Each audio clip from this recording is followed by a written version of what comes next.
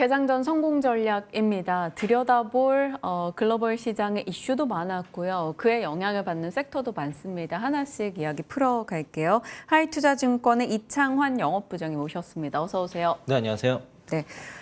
일단은 이 이야기 안 하고 갈 수가 없습니다. 중동 전쟁에 대한 우려감이 등장을 했습니다. 결국에는 이스라엘과 이제 팔레스타인의 하마스 갈등 심화가 결국 다른 국가로 확전될 수 있다라는 우려감도 일부 자극했고요. 유가가 한 4% 정도 오르기도 했습니다. 하지만 이란에서는 또 배후설을 부인하기도 했고요. 어떻게 진행될지 그리고 시장은 어느 정도 영향을 받을지요? 앞에서 설명을 다 해주셔가지고 제가 뭐 딱히 할 게 없는데요. 일단 전일 아시아 증시 같은 경우에는 뭐 무난했고 어제 뭐 미국장도 무난히 잘 상승 마감했기 때문에 우리 연휴 기간 동안에는 미국장이 이틀 연속 상승해서 오늘 뭐 시장은 갭상승이 나올 거라고 보고 있습니다. 일단 그 팔레스타인 무장 정파 하마스가 이제 기습 공격을 해서 이제 이스라엘이 이제 보복 공격을 하고 있는 상황이고 일단은 뭐 공격을 예고를 한 상황이고요. 뭐 배후에 이제 이란이 있다는 이런 설이 있어서 그래서 최근에 이제 이란 그 이스라엘의 하마스 전쟁으로 인해서 그 안전자산 선호 현상이 좀 나타났습니다. 뭐 금값도 올라가고 그리고 이제 최근에 이제 미국 채권이 과매도가 있었거든요. 네. 이제 해지 펀드들이 좀 하방으로 굉장히 강하게 공격을 했는데 이게 오히려 이제 채권 매수세가 강화되면서 이제 환매수 움직임이 좀 벌어지면서 달러는 올라갔지만은 채권 금리가 떨어지는 어제는 이제 콜럼버스 데이여가지고 채권 시장은 휴장이었지만은 장기 채권 금리는 떨어졌거든요. 네. 10년물이 떨어졌는데 최근에 지난 9월 FOMC 이후에 시장 조정의 가장 큰 이유가 내년에 금리 인하가 4번 정도에서 2번으로 줄어드는 그런 점도표가 나왔기 때문에 금리 발작으로 인한 시장 하락이 나왔는데 오히려 이게 완화가 된 그런 현상이고요. 단기적으로는 채권 수익률이 좀 떨어지기 때문에 오히려 시장 반등에 좀 그런 모멘텀이 될 수 있는데 이게 이제 길어졌을 때가 문제입니다. 그렇죠. 그래서 이제 시장에서 그 대부분 예상을 지금 못 하고 있습니다. 그러니까 이게 정치적으로 지금 굉장히 많이 얽혀 있기 때문에 지금 이게 이런 공격이 있었던 이유가 최근에 사우디와 이스라엘 간의 수교를 이제 미국이 적극적으로 중재를 하면서 이를 추진하고 왔는데 중동의 평화를 계속 준비하고 있는데 여기에 대한 이제 그 견제 목적이겠죠. 그래서 이제 하마스가 이제 공격을 한 것이고 이게 사실 이스라엘과 사우디 간의 수교 이런 문제가 이것 때문에 뭐 위기가 이런 얘기가 있지만은 무산될 거라 보지 않습니다. 왜냐하면은 최근에 이스라엘 같은 경우도 바레인이라든가 모로코 등의 이제 그런 나라들과 이제 수교를 해왔고요. 그리고 이제 그 빈살만 왕세자 같은 경우가 굉장히 그 실용주의적인 사람이거든요. 네. 기존에 이제 중동의 지도자들은 이제 어떤 명분을 많이 찾아는 반면에 실용적이기 때문에 이게 이제 사우디 입장에서는 그 하마스를 지원하는 이란이 그 사우디한테 위협적인 존재로 그 인식을 하고 있기 때문에 이게 수교가 문제가 될 것 같지는 않은데 이게 전쟁이 길어졌을 때 다시 이제 인플레이션 자극 요인 그 이스라엘이라든가 뭐 그 하마스 이런 쪽이 사실 기름이 나는 지역은 아니지만은 네. 이게 이제 이란으로 이제 확정이 된다던가 이게 확정됐을 때 중동 정세로 인해서 이제 그 유가가 올라가고 인플레이션 자국 요인이 됐을 때 다시 채권 금리 올라가는 이런 문제만 이루어지지 않는다고 하면은 이게 뭐 시장에 당장 큰 영향이 없을 거라고 보고 있는데 이제 모든 이제 전쟁이 확산되지만 않는다면 이게 지금 전제를 깔려있기 맞아요. 때문에 그래서 이거는 정치적인 이슈가 너무 강해서 전망이 어렵기 때문에 지켜봐야 됩니다. 지켜보시고 일단 지금 당장 단기적으로는 채권 금리가 지금 떨어졌기 때문에 그동안 채권 발작으로 인해서 시장 그 하락이 나왔던 것에 대한 반발 매수세는 지금 들어올 타이밍이 됐다라고 보시면 좋을 것 같습니다. 외교적인, 경제적인 이해관계가 너무나 많이 엮여 있고 사실 어디서 어떤 변수가 나올지 모르기 때문에 일단은 지켜보자라는 게 사실 최선의 답인 것 같아요. 일단 들려왔던 내용들에 대해서 좀 시사점들 짚어주셨습니다. 자, 섹터별로 한번 들여다볼게요. 2차 전지 질문을 안 드릴 수가 없습니다. 워낙 2차 전지에 대해서 궁금증들을 많이 안고 계시기 때문인데 이번 이슈에서도 사실 그래요. 이번 이제 중동에 대한 불안감이 고조된다면 바이든 정부의 조금 힘이 약화될 것이고 그러면 친환경 쪽의 불안? 뭐 이렇게 해서 또 2차 전지에 대한 우려를 내비치는 곳들도 있습니다. 여러모로 해서 2차 전지 둘러싼 환경이 그리 좋지는 않은데 어떤 전략을 짜야 될까요? 일단 뭐 너무 앞서 나간 것 같고요. 최근에 이제 2차 전지 섹터 뭐 조정이 있었다고 하지만은 네. 다른 섹터들도 많이 빠졌습니다. 맞아요. 이건 시장의 조정이고요. 그러니까 최근에 이제 지수를 보시면 되겠지만 이차전지뿐만 아니라 뭐 그 외 뭐 풍력이라든가 반도체라든가 최근에 뭐 엔터주도 그렇고 지금 그만큼 많이 좋다는 뭐 조선주 같은 경우도 비슷하게 다 빠졌어요. 그래서 이 2차전지 만의 하락은 아니고 매크로라든가 환율, 금리 발작에 의한 시장 하락의 영향이 좀 더 컸다라고 볼 수 있겠고요. 그리고 최근에 뭐 외국인들이 뭐 2차전 종목을 많이 매도했다고 하는데 많이 매도한 종목이 포스코홀딩스, LG와 LG 에너지 솔루션 이 정도입니다. 그러니까 코스피 종목에 2차전지를 많이 매도했고 오히려 에코프로 같은 경우에는 오히려 매수를 더 많이 했고요. 그리고 2차전지 섹터 내에서 차별적 움직이는 게 이제 약간 소재 부품 쪽에서 보면은 이제 원통형 배터리 캔을 만들고 있는 이제 TCC 스틸이라든가 사마 알루미늄이라든가 이런 종목들은 오히려 시장 하락에도 불구하고 박스권 상단을 이제 그 돌파 시도를 하고 있는 모습이라서 2차 전지 내에서도 좀 그 차별화 움직임이 보여지고 있고요. 그리고 바닥권에서 뭐 그 전에 그를 생산하고 있는 이제 동아기업 같은 경우는 굉장히 지금 상한가 이후에 네. 굉장히 급등을 하는 상황이고 지금 중국 내 배터리 공급 과로 인해서 지금 탄산 리튬 가격이 떨어졌다 이러면서 이제 양극재 가격이 하락으로 인해서 양극재 종목들 조정이 일어나고 있는데 최근에 중국의 전기차 수출량이 증가하고 국내 같은 경우도 테슬라 모델 Y의 4륜구동 모델이 판매 뭐 1위를 기록했다 이런 얘기 있는 것처럼 내수 부지를 이제 수출을 좀 중국 전기차 업체들이 마련을 하고 있는 상황이어서 이게 이제 나쁘게만 볼 건 아니고 어쨌든 그 어떤 공급 가격 우려를 좀 해소를 일부러 하고 있기 때문에 탄산 리튬 가격이 대략 지금 쌍바닥을 잡으려고 하고 있거든요. 그렇게 되면은 추가적인 하락만 리튬 가격 하락이 없다고 한다고 그러면은 지금 자리는 상당히 이제 그 저점 가능성이 상당히 높다고 볼 수 있겠고요.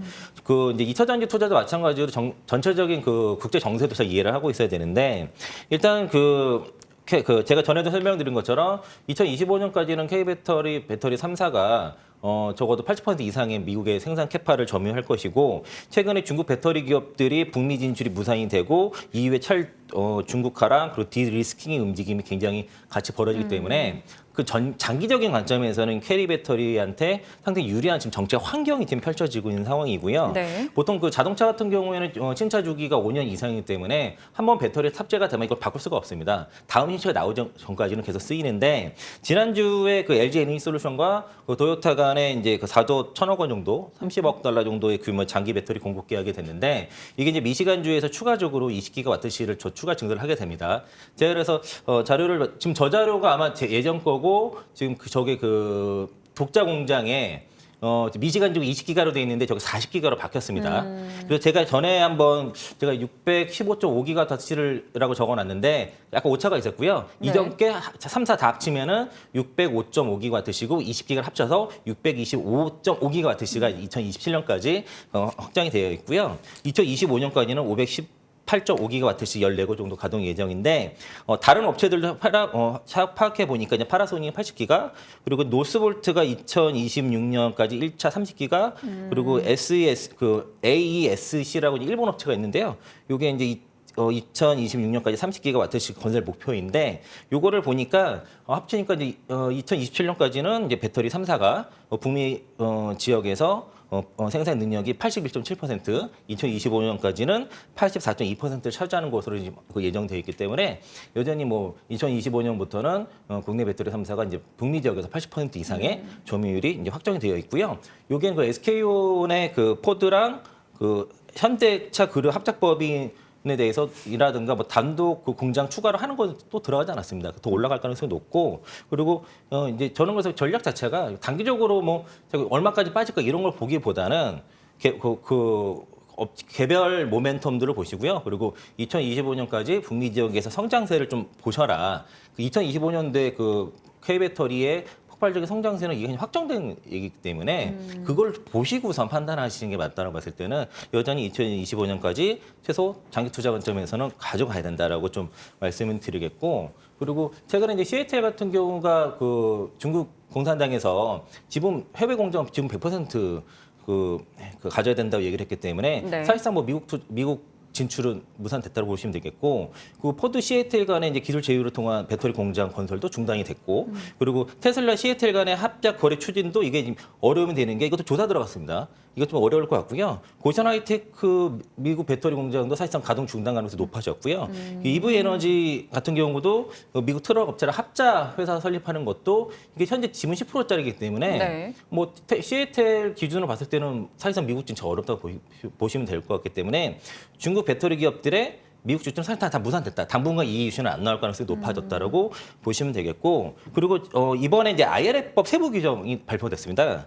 그래서 이제 10월 6일에 미국 재무부에서 이제 세부 규정 발표를 했는데, 그 전에는 이제 세 공개를 통해서 지원금을 받았는데, 이제 이 구매 시점에서 바로 그 혜택을 받을 수 있도록 했기 때문에 구매 단계에서 전기차 구매 가격이 낮아지는 효과가 벌어졌다. 이렇게 보시면 되겠고요. 이를 통해서 전기차 판매 늘리겠다라고 이제 얘기를 하고 있고, 네. 그리고 그 이번에 이제 그 전미 그 자동차 노조 이제 파업 이슈가 있었지 않습니까? 요게 그 정부가 이제 미 정부가 그 내연기관차 공장을 전기차 공장으로 전환할 때 지원을 주겠다. 그러니까 대략 한 120억 달러니까 15조 한 26조 정도 됩니다. 요거를 지원하겠다는 것이고, 또 배터리 공급망에도 4조 이상 지원을 하겠다는 게 요게 그 UAA 그 파업의 타겟을 맞춰서 지원 정책을 내놓은 겁니다. 사실 그래서 그 트럼프가 대통령이 됐을 때 뭐 IRA법 폐지 이슈가 뭐냐면은 사실 전미자동차 노조가 이전 선거에서는 바이든 대통령을 지지를 했거든요.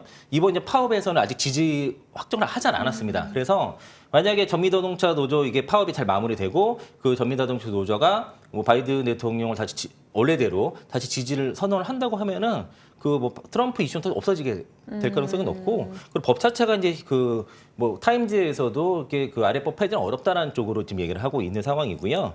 또 EU가 또 문제인데, 최근에 이제 전기차 보조금 조사라든가 네. 그 배터리도 이제 사실상 공급망에서 탈피해야 된다는 얘기 나오는 게 그 유럽의 그 통상 정책을 총괄하고 있는 그 발디스 돈브르스키 EU 소속 그 부집행위원장이 이런 얘기했습니다. 이게 중국과의 디커플링 원하지는 않지만은 어떤 공정무역이 깨지게 되면은 이를 스스로 보호하기 위한 강한 행동을 보일 것이다라고 했고요. 그리고 전기차 조사 그런 일환이고, 작년에 EU가 그 중국과의 그 무역 적자가 4천만 유로였습니다, 이게. 그럼 금액으로 4천억 유로가 그러면 569조에 달하고요. 그래서 이런 대중 리스크를 경감해야 하는 조치가 시작이 된 것이고, 그리고 이제 우크라이나 전쟁에 대해서도 지금 중국이 굉장히 러시아를 지지하는 거에 대해서도 지금 굉장히 비난을 하고 있는 상황이라서, 이게 단순하게 어떤 그 전기차 보조금 이런 조사뿐만 아니라 이게 이제 그 EU 입장에서는 그 중국의 어떤 탈중국화 움직임과 디리스킹이 본격화되는 네. 그런 상황이라서, 이제 여기서 시작되는 게 아니라 최근에 뭐 첨단 기술에 대한 그 수출 금지도 지금 진행이 돼서, 또 그 프랑스도 IRA법하고 이탈리아도 IRA법을 좀 도입한다 이런 얘기들이 나오기 때문에 전반적인 큰 국제 정서가 그 유럽이라든가 미국 시장에서 앞으로는 중국이 좀 쉽지 않다라고 볼 수 있겠고요. 그 전에는 미중 무역 분쟁에 있어서 그 그러니까 미국과의 문제가 돼도 EU를 통해 수출 많이 하면 된다고 했기 네. 때문에, 근데 EU가 문제가 생기니까 다시 미국과 손을 잡으려고 자꾸 움직임이 보여지거든요. 그런 흐름으로 이해하시고, 큰 장기적인 흐름에서는 K배터리가 지금 상당히 이제 유리한 입장에 가고 있다라고 인식하시면 좋을 것 같습니다. 네. 굉장히 긴 시각을 저희가 이 2차 전지에 대한 뷰를 전달받는데 할애를 했습니다. 오늘의 공략주가 LIG 넥스원입니다. 아무래도 미국 방산주 급등이 있었고 이 방위산업주에 대한 관심이 둘 수밖에 없는데, 특히나 이제 이번에는 또 유도모기 쪽의 이슈가 좀 되더라고요.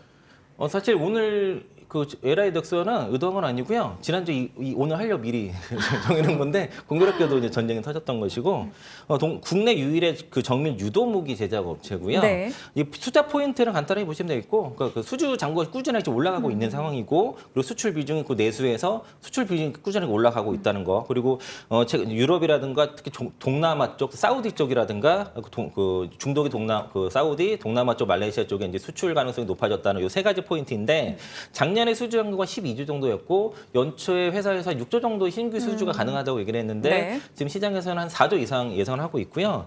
올해 말에 특히 사우디 쪽에 그 천궁2, 요게 한 5조에서 7조 정도 추정을 하는데, 이것에 대한 수주에 대한 기대가 높습니다. 그래서 올해 한 14조 이상의 수주 잔고가 되지 않을까. 요게 지금 사우디에 천궁2가 들어간다는 전제라서고, 수출 비중 같은 경우도 회사 가이던스가 올해 한 16에서 18%, 내년에 26에서 28%까지 올라가는데, 일단 지금 증권사 컨센서스는 20% 정도 올해 기록할 걸로 예상이 돼서 10%에서 20% 중후반으로 훌쩍 넘어가는 그런 수출 비중이 앞으로 간다 그러면은 밸류에이션도 좀 리레이팅이 돼야 될 것 네. 같고요. 2025년까지는 수출 비중 25%까지도 가능하다라고 보고 있고 또 아까 말씀드린 것처럼 지금 수출 모멘트 특히 이제 청궁2라든가 형궁, 신궁, 뭐 해성 이런 것들이 이제 특히 중동 쪽의 수주 모멘텀이 가장 기대가 있어서 요 세 가지 포인트를 보시면서 투자하시고요. 그리고 가격적으로는 대략 한 86,000원 이하권 정도에서 좀 접근하시면 좋은데 오늘 갭상승 나왔을 때 쫓아가지 마시고 오늘 튀면은 사지 마시고요. 기다리셨다가 대략 한 86,000원 이하권 조정 나올 때 그때 보시고 목표가는 내년 추정 EPS 8,998원에 12배에서 107,000원 아마 107,000원이 네. 이전 고점 상단 그 정도 될 겁니다. 그리고 손절가 79,000원 드리겠습니다. 갭상승 출발할 경우에는 일단 오늘 매수를 밀어보자 86,000원 이하권에서 사는 의견을 주셨습니다. LIG 넥스원에 대한 이야기까지 살펴봤네요. 이창환 영업부장과 함께했습니다. 고맙습니다. 네, 고맙습니다.